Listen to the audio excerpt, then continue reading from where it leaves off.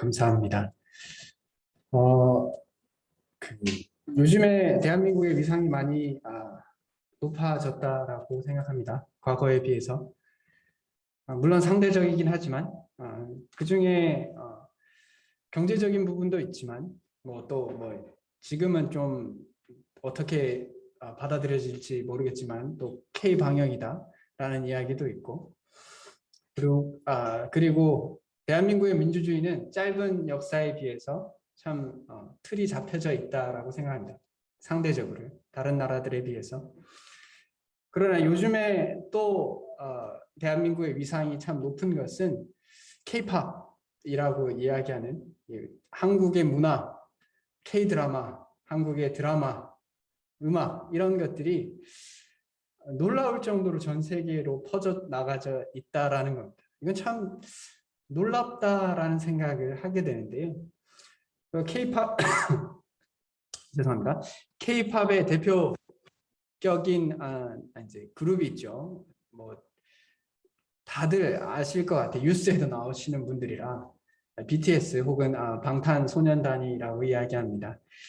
그들이 이제 이루어낸 업적 중에 미국의 빌보드 차트, 그러니까 미국 가요의 이제 차트 중에 1위를 5주 동안 한 것이 아무래도 가장 큰 업적이지 않을까요? 한국 가요계의 업적 가운데 가장 큰 업적이다라는 생각을 해봅니다.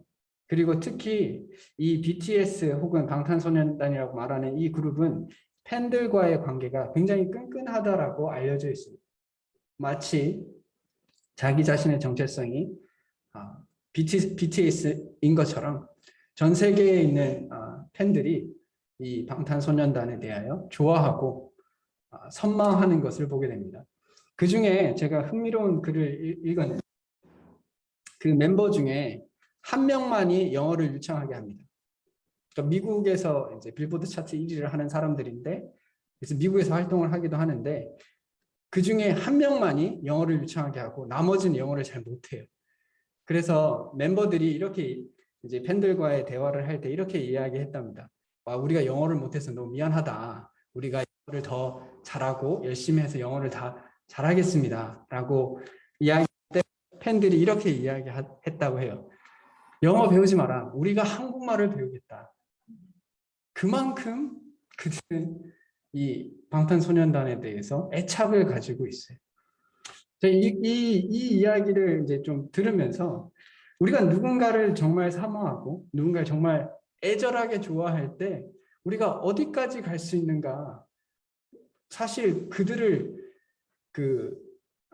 세계의 팬들이 이 방탄소년단에 대해서 일거수일투족을 설마 정말 다 알고 인간적으로 이들이 어떤 인간들인지 어떤 사람들인지 알고 정말 좋아할까라고 생각을 해보지만 그만큼 좋아하게 되었을 때 그들이 얼마나 자신의 삶들을 희생하고 또 이 방탄소년단 이들이 잘 되기를 원하는 모습들을 보면 어떨 때 보면 참 부럽다라는 생각을 할 때가 있어요. 이 세상에 있는 사람들도 누군가를 우상화해서 좋아하게 되면 자신의 전부를 거는 것처럼 동일시하는 것을 보게 됩니다. 그리고 그들을 찬양하고 찬송하는 것을 보게 됩니다. 우리도 우리가 사모하고 애절히 찬양하고 찬송하는 존재가 있습니다. 하나님이시죠. 그런 하나님을 우리가 찬양하고 찬송하는 것이 우리들의 삶의 본질적인 부분이다라고 생각해 봅니다. 그리고 그러다 보면 우리의 삶에서 우리가 희생해야 할 부분도 있고 또 우리가 내려놓아야 할 부분도 있고 또 우리가 자부심을 가져야 할 부분도 있다라고 생각합니다. 하지만 이 모든 찬양과 찬송 혹은 주님께 나아가는 이 마음은 하나님께서 그렇게 찬양받고 찬송받기에 합당한 분이시기 때문에 그렇다고 생각해요. BTS의 팬들이 그들을 좋아하고 그들을 아끼는 것은 그들이 정말 그들에게 어떤 의미를 주기 때문이다라고 생각합니다. 우리 역시 우리가 하나님을 즐거워하고 하나님을 사랑하고 찬양하는 것은 그분께서 찬양받기에 합당하고 그분을 통해서 우리가 복을 얻고 기쁨을 얻으며 즐거움을 얻고 위로를 얻기 때문이다라고 생각합니다. 그래서 우리가 그분을 찬양하고 그분을 위해서 살아가는 것을 아까워하지 않는다라고 생각합니다. 오늘 시편 이제 33편의 말씀을 보면요. 이 하나님을 찬송하고 찬양하는 것에 대해서 나오는데요. 그리고 그 찬양과 찬송의 이유들을 이야기하고 있습니다. 우리가 이 땅을 이제 살아가고 하루를 살다 보면 당연하게 여기는 것들이 있습니다. 그렇기 때문에 너무 당연하게 여기기 때문에 어느 순간 가치가 없어지는 것처럼 여겨질 때가 있어요.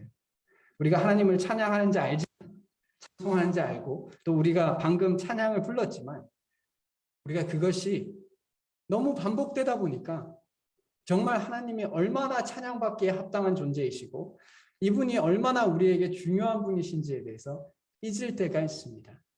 오늘 33편의 말씀을 통해서 다시 한번 기억해 보았으면 좋겠습니다.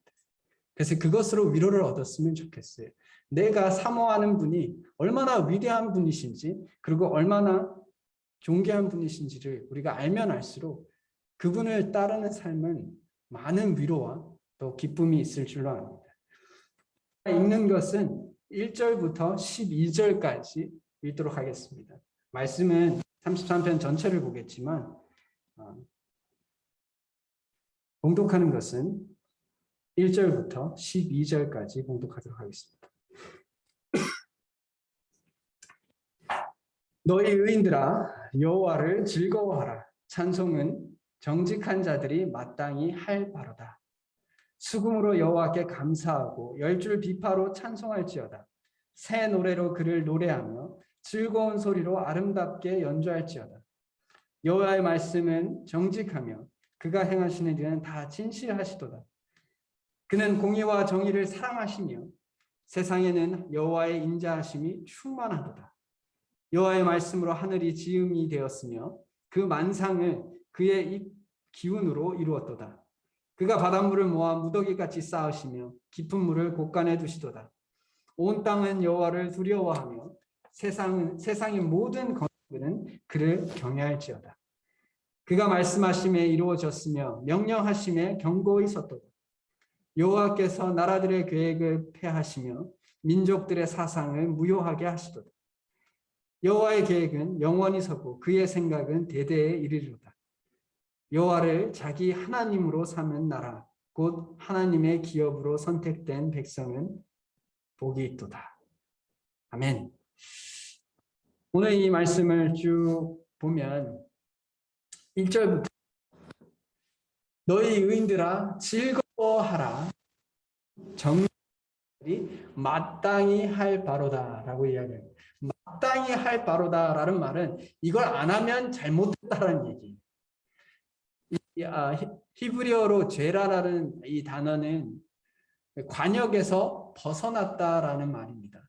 그래서 결국 우리가 하나님을 찬양하지 않으면 사실 우리가 엄밀히 말해서 그것이 죄라라고 이야기하고 있습니다. 그리고 여기서 말하는 찬양 혹은 찬송은 우리가 CCM이나 뭐 복음성가나 아니면 이제 우리가 가지고 있는 경배와 찬양이나 이걸 계속 불러야 된다는 말을 하고 있는 건 아닐 것입니다.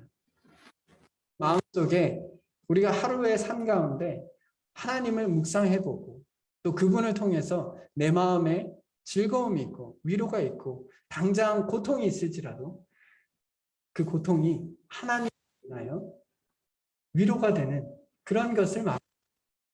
그래서 너희 의인들을 즐거워하라라는 말은 의인을 사실 성경의 전체적인 내용으로 보면 하나님을 의지하는 인간이라는 뜻일 거예요. 그게 의인입니다. 물론 그 한자의 뜻은 의로의 의자를 사용하지만 이들의 성경에서 말하는 의로의 의자는 결국 하나님으로부터 오는 의를 말합니다. 그렇기 때문에 의인들은 결국 하나님을 의지하는 사람들입니다. 하나님을 의지하는 사람들은 하나님으로 즐거워하라라고 이야기합니다. 그리고 찬송은 정직한 자, 정직이라는 건 바를 정자에 곧을 직자죠. 바르고 곱게 사는 사람들입니다. 이것은 하나님의 말씀을 부족하지만 이 말씀이 옳다는 것을 믿고 이렇게 살았을 때 진정 인간답게 사는 것이라는 것을 아는 사람들을 정직한 자들이라고 이야기할 겁니다. 그래서 마땅히 할 바라고 말씀하고 계세요. 우리가 마땅히 이것을 하지 않을 때 사실 우리의 마음속에 하나님과 멀어지고 있다는 것을 말합니다. 마땅히 우리의 삶 가운데 있어야 할 것이다 라고 얘기합니다. 그리고 이것이 하나님께서 우리를 창조하셨던 목적 중에 하나예요. 우리와 함께 즐거워하고 우리로부터 찬양받기를 원하시는 것이 하나님의 뜻이셨습니다. 그래서 우리가 당연히 때를 얻든지 못 얻든지 우리가 하나님을 묵상할 수 있는 묵상하기를 원합니다. 이제 왜 찬양하고 왜 즐거워해야 하는지에 대해서 말씀을 이야기하고 있는데요. 그래서 하나님이 어떠한 분이시다라는 것을 이야기합니다. 신약의 골로새서 3장 16절에서 왜 어떻게 감사하고 어떻게 찬양할 수 있는가에 대해서 생각해 보면 결국 그리스도의 말씀이 너희 속에 풍성히 거할 때 우리가 모든 지혜를 이제 피차 가르치고 권면하고 시와 찬송과 신령한 노래를 부르며 감사하는 마음으로 하나님을 찬양할 수 있다라고 얘기합니다. 그래서 우리의 삶 속에서 하나님을 향한 찬양이 어렵다. 하나님을 향한 감사가 좀 마음에 부대낀다. 그럴 때 우리가 한번 보아야 할 부분은 그리스도의 말씀이 우리 가운데 풍성히 거하고 있는가에 대해서 우리가 한번 점검해 보아야 할 것입니다. 이 풍성히 거한다는 것은 말씀을 많이 암송한다는 부분도 있을 수 있겠지만 그 말씀을 얼마나 내가 중요하게 여기고 살아가느냐입니다. 내 마음에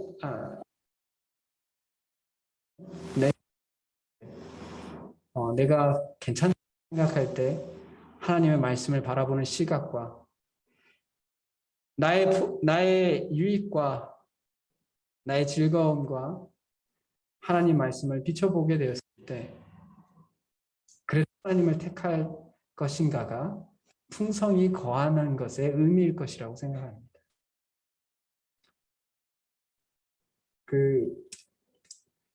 전도팀 2기에서 어제죠. 전도팀 2기에서 우리가 보통 이제 전도에 대해서 훈련해 갈 때 복음에 대해서 우리가 알아갑니다. 그리고 그래서 이제 서로 복음을 자신의 언어로 말하는 훈련들을 해요. 그것이 끝나면 내가 어떻게 구원받았는지에 대한 간증을 나눠서 그 사람에게 전도할 때 전도의 도구로서 사용될 수 있도록 우리가 간증을 준비해 옵니다. 그래서 그 간증들을 이제 쭉 들었어요. 다 들었는데 결국 이 간증들 가운데 공통점이 있습니다. 하나님을 믿는 자들에게 하나님을 발견하고 구원받는 그것이 시간이 길든 짧든 하나님을 원하는 마음들이 그 안에 있습니다. 그 하나님의 말씀을 중요하게 생각하는 마음들이 그 안에 머물러 있어요. 그러다가 시간이 어떤 사람은 참 빨리 그것이 드러날 때가 있고 아니면 어떤 사람은 시간이 좀 지난 후에 그 말씀이 믿어지는 것을 보게 됩니다. 결국 우리 하나님을 찬양하는 삶, 하나님을 즐거워하는 삶을 그 원인을 돌이켜보면 우리가 하나님을 얼마나 애절하게 생각하고 그분이 나에게 어떤 존재인지를 묵상해 갈 때 그리고 그런 묵상들이 하나님의 말씀을 통해서 우리 가운데 풍성히 거할 때 우리는 그럴 수 있다는 생각을 합니다. 그렇기 때문에 여기에 우리가 이 자리에 나와 있다라고 생각해요. 한 주라는 시간 동안에 우리가 주일에도 말씀을 듣고 또 각자 혹은 새벽 기도회에서 말씀을 통해서 세상에서 주는 즐거움보다 하나님께서 주시는 즐거움의 그 기쁨을 만끽하기 위해서 나온다라고 생각합니다. 그것을 통해서 어떨 때는 삶이 불편하고 마음이 불편하실 수 있지만 이 말씀을 내 마음속에 받고 이 말씀이 정말 사실입니다. 라는 것을 인정하게 됐을 때 우리의 마음의 벽들이 무너지고 우리 마음의 불편함들이 무너져 간다라고 생각합니다. 그래 그런 하나님의 말씀을 하나님께서 말씀하시기를 왜 여호와 하나님을 우리가 찬양하고 즐거워하는지 4절에 여호와의 말씀은 정직하며 그가 행하시는 일은 다 진실하시도다. 이 말씀이 어떤 사람에게는 크게 와닿지 않을 수도 있고 어떤 사람에게는 크게 와닿을 수도 있어요.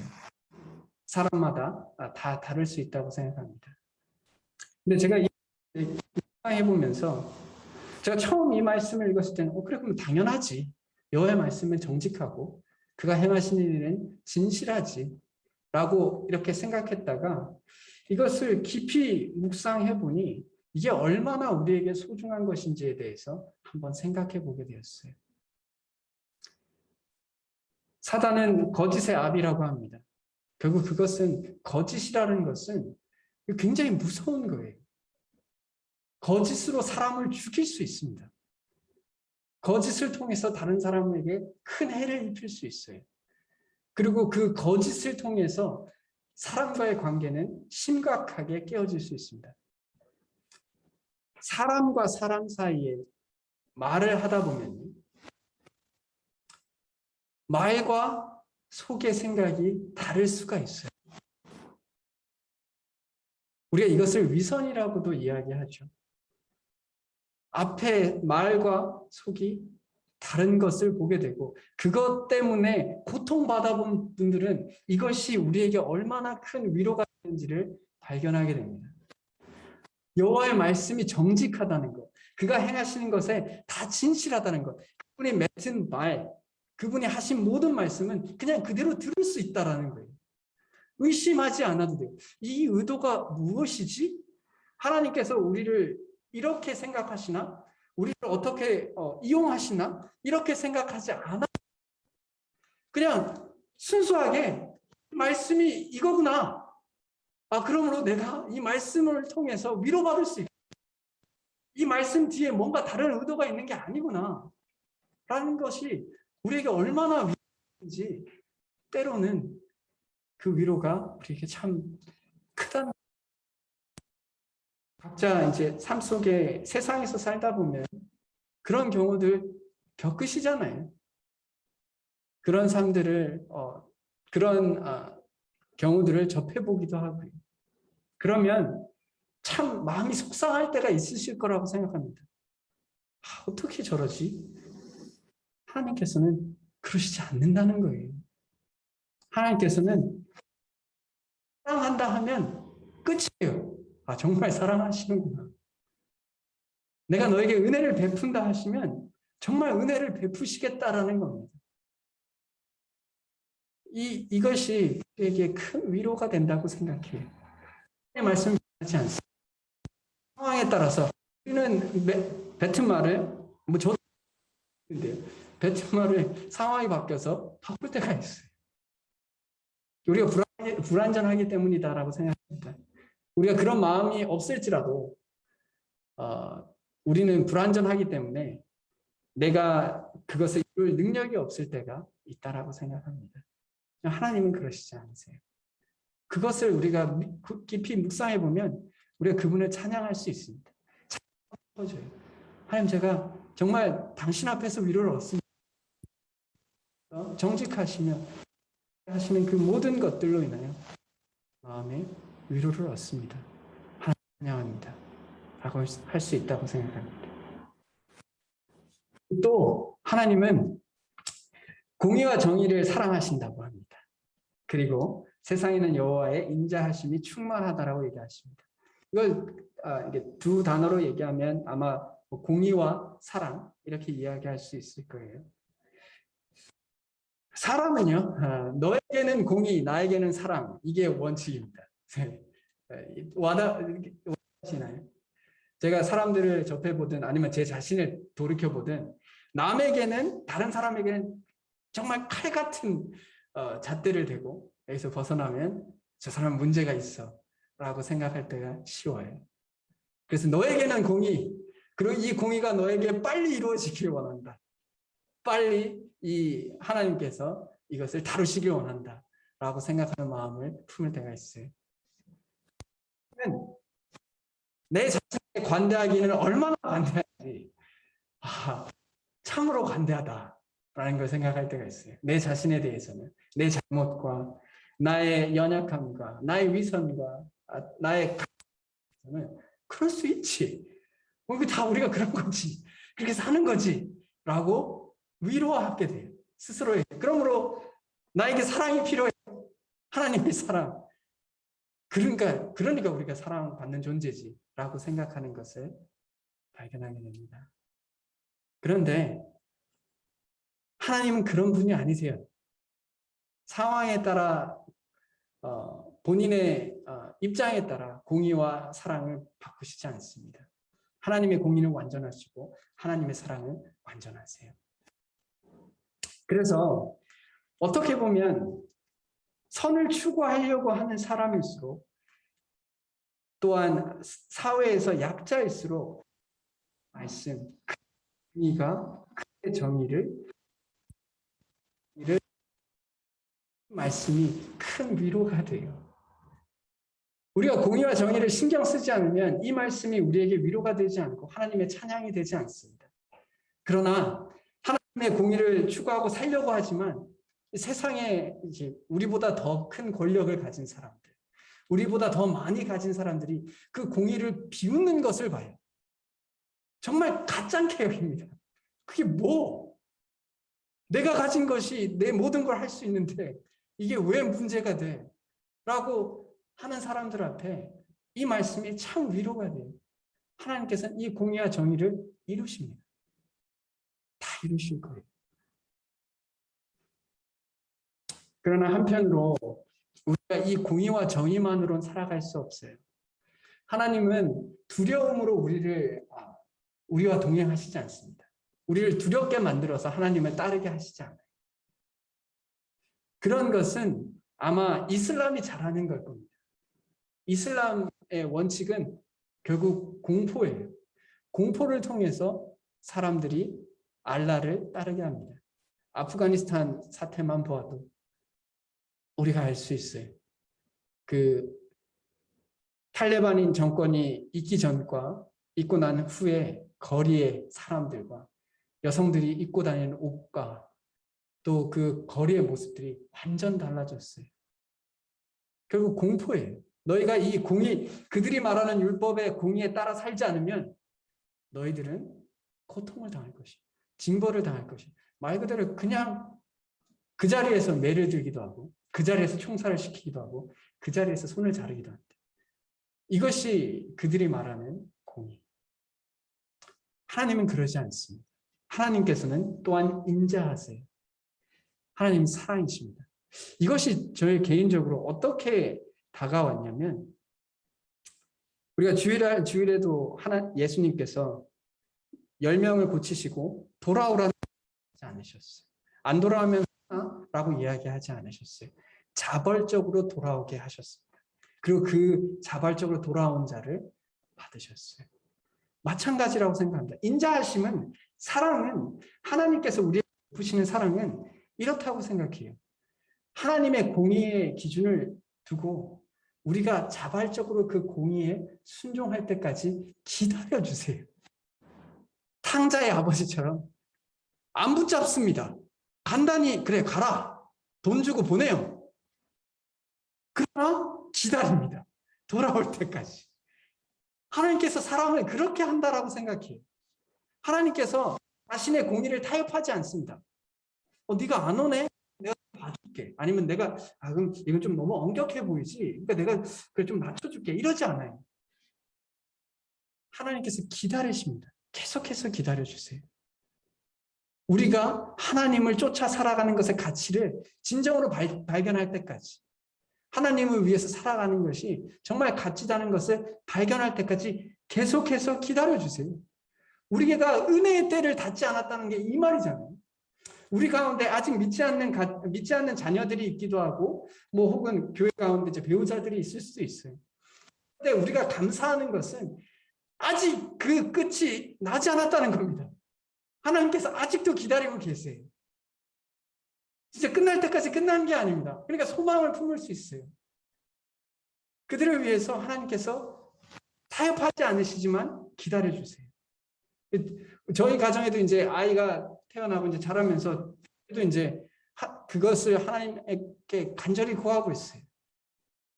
하나님 만나 주십시오. 또 한편으로는 이 아이들이 하나님을 찾게 해 주십시오. 그거면 돼요. 정말 간절히 그것만 바랍니다. 하나님께서 그들의 삶을 오늘도 연장시켜 주고 계세요. 참 위로가 됩니다. 참 찬양이 돼요. 하나님, 우리 가정을 여전히 오늘도 살아있게 하시는군요. 아직 구원받지 못한 영혼들이 아직도 하나님의 말씀을 들을 기회들을 계속해서 주고 계십니다. 감사합니다. 참 위로가 된다라고 생각합니다. 또한 하나님께서는 창조주 되세요. 우리 만물을 다 창조하셨어요. 우리가 즐기는 많은 것들, 우리가 만끽하는 그 모든 것들이 하나님으로부터 왔습니다. 제가 오늘 포도를 먹었는데요. 참 맛있었어요. 참 감사했어요. 그 포도를 그냥 가정에서 이렇게 따먹을 수 있고 그렇게 참 단 것을 먹을 수 있다는 게 참 감사했어요. 우리가 오늘은 참 햇살이 참 좋았던 것 같습니다. 아침에 나오는데 햇살이 참 따뜻했어요. 참 좋았습니다. 우리가 그 모든 만물이 하나님께서 우리를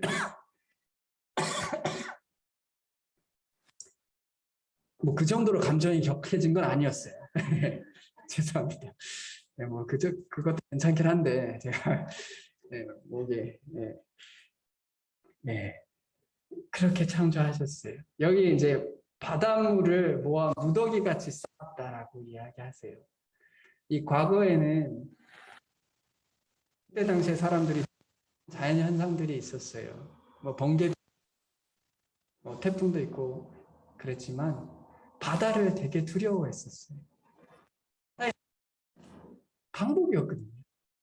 이 땅은 뭐 어떻게든 이제 두 발로 서 있으면 그래도 괜찮은데 바다에 나가면 바다의 날씨가 어떠냐 해서 사람이 그냥 쉽게 죽기도 하고 그런 것들을 볼 때 바다를 되게 두려워했어요. 그러나 그런 사람들이 두려워하는 그 바다까지도 하나님께서 창조하셨어요. 우리를 위해서. 우리의 필요를 공급하시기 위해서 창조하셨습니다. 이 시대를 살아가면 이 시대에 가장 두려워하는 것들이 있을 수 있어요. 과학, 하나님께서 주신 거예요. 돈, 뭐 권력, 이런 것도 다 하나님으로부터 나온 겁니다. 그러면 이런 것을 우리가 알면 참 우리가 가지지 못한 것들이나 우리가 누리지 못하는 것들에 대해서 조금은 하나님께서 주신 것으로 받고 마음의 위로를 얻을 수 있습니다. 그 모든 것이 우리가 감당하지 못할 것이 아니라 결국 하나님께서 만드신 것이다 라는 것을 기억할 때 우리는 마음의 위로를 얻을 수 있다고 생각합니다. 만물을 만드신 분께서 우리의 마음도 만드셨어요. 그러니까 우리를 굽어보실 수 있으신 거예요. 이게 굽어보다라는 것은 살피다라는 뜻이에요. 그리고 그 마음의 것을 분별하다라는 뜻입니다.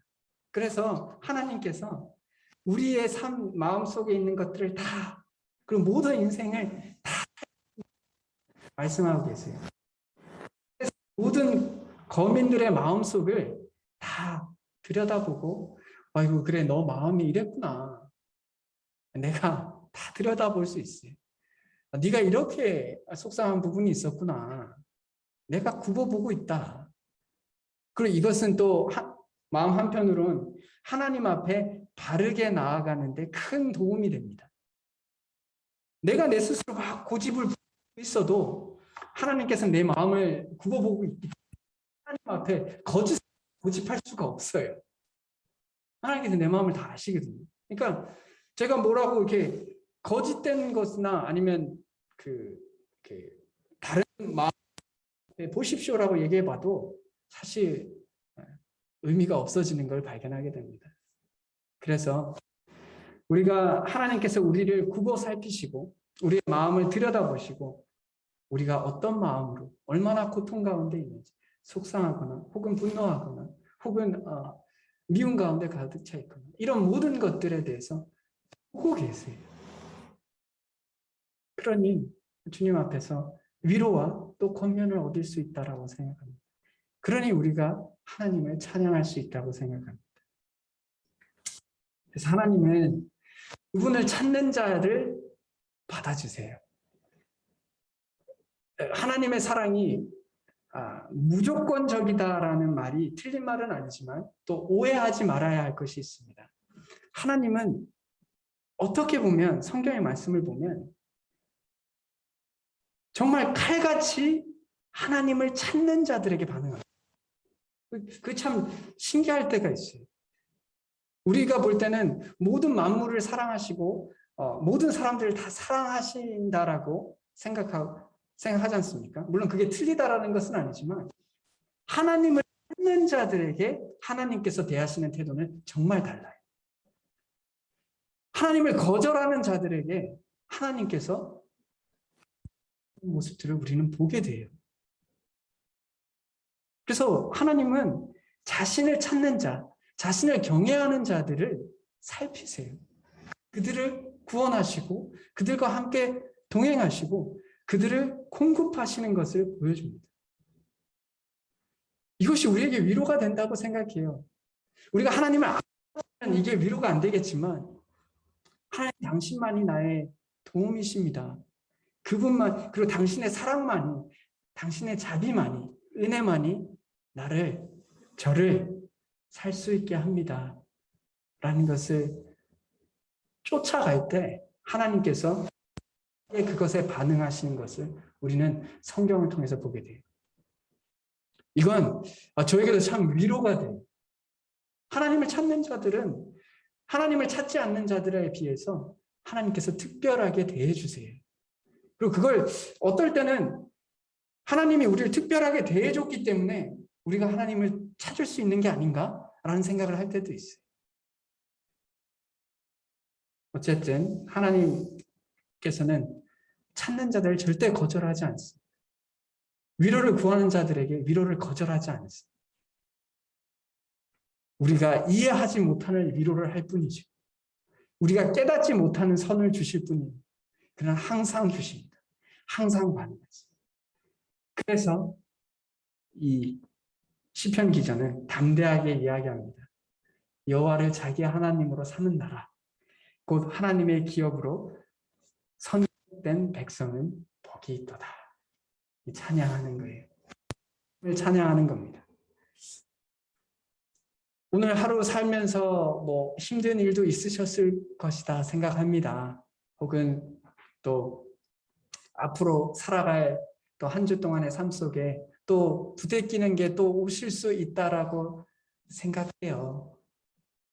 그럴 때 우리가 이 말씀을 기억하면서 우리가 아는 하나님은 참 찬송하기에 합당하고 찬양하기에 합당한 그런 분으로서 우리가 그분을 알고 그분을 위해 살고 그분을 위해서 기뻐할 때 우리는 복된 자들이다 라는 것을 다시 한번 기억하고 또 남은 한 주를 살아갈 수 있었으면 좋겠습니다.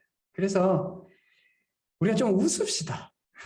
우리가 좀 마음에 여유도 또 좀 갖고 우리 마음에 좀 미소도 띄우면서 사람들 보면서 볼 때 우리가 하나님을 아는 사람들인데, 그리고 하나님께서 우리를 사랑하신다라고 하시는데, 또 우리가 구원받았다라고 하고, 그 모든 것들이 우리 가운데 있는데 우리가 좀 웃기도 하고 다른 이들에게 선한 말을 좀 해주기도 하고 감사를 표현하기도 하고 복된 사람들처럼 살았으면 좋겠습니다.